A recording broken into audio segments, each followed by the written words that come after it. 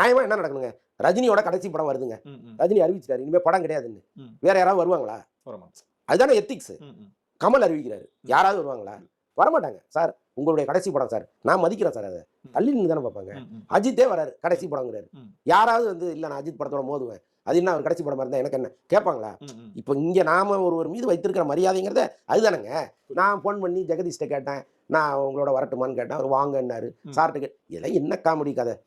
சரி, இப்போ இவ்வளவு பேசின சிவாஜின் வந்து முதல்ல வந்து 14ஆம் தேதி தான் படம் வந்து ரிலீஸ் ஆகுது. அது எப்படி வந்து 10ஆம் தேதிக்கு மாறிச்சு? அந்த விஷயத்தை வந்து சொல்லாம அதுதாங்க எங்க பிரச்சனையே. நீங்க 9ஆம் தேதி ஜனநாயகனும் 14ஆம் தேதி பராசக்தியுமா இருக்கிற பட்சத்தில் யாருக்குமே இந்த கான்ட்ரோவர்சி வந்திருக்காது.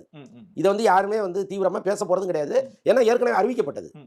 எல்லாருமே அதை ஒட்டி தானே பேசுறேன். நானே எத்தனை முறை பேசியிருக்கேன். ஏங்க இது சிவகார்த்திகேயன் என்னங்க பண்ணுவாரு? இது 9ஆம் தேதி வருது, அது 14ஆம் தேதி வருது. 5 நாள் நடுவில் டேட் இருக்கு. அள்ளிட்டு போங்க. நீங்க சிவகார்த்திகேயனை குறை சொல்றீங்கன்னு எவ்வளோ பேர்கிட்ட நான் சண்டை போட்டிருக்கேன். அது தள்ளி இங்கே வருது. அதுக்கு டிஸ்ட்ரிபியூட்டர்கள் கேட்டாங்க, திரையரங்க உரிமையாளர்கள் கேட்டாங்கன்னு ஒரு கதையை சொல்லும்போது தான் நமக்கு வந்து அடடா எப்படிலாம் ஒரு விஷயத்தை ஜோடிக்கிறாங்க அப்படின்னு நமக்கு. நான் வந்து விஜய் வர்றதுனால யாரும் வரக்கூடாதுலாம் நான் சொல்ல போறது இல்லை. ஒரு மரியாதை கொடுங்கன்ற. தமிழ் திரையுலகத்தில் இத்தனை வருஷம் போராடி ஒரு மனுஷன் வந்து இங்கே நிற்கிறாரு. அவங்க அப்பா படம் எடுத்தா கூட மக்கள் விரும்புகிற இடத்துல நீங்க வர்றதுங்கிறது சாதாரண விஷயம் கிடையாது. எல்லா அப்பாவும் பிள்ளைகளுக்காக படம் எடுக்கிறாங்க. எல்லாரும் இந்த இடத்துக்கு கொண்டு வந்துட்டாங்களா என்ன? அப்ப அவருடைய உழைப்பு, அவருடைய ஓட்டம், அவருடைய தனித்தன்மை தான் இங்க கொண்டு வருது. அப்ப அவரே பல பேருக்கு உதாரணமா இங்க இருக்காரு. அவரை போய் நீங்க வந்து அந்த கடைசி படத்தை சந்தோஷமா மகிழ்ச்சியா வாழ்த்தி அனுப்புங்களேன். என்ன கேடுங்கிறேன்.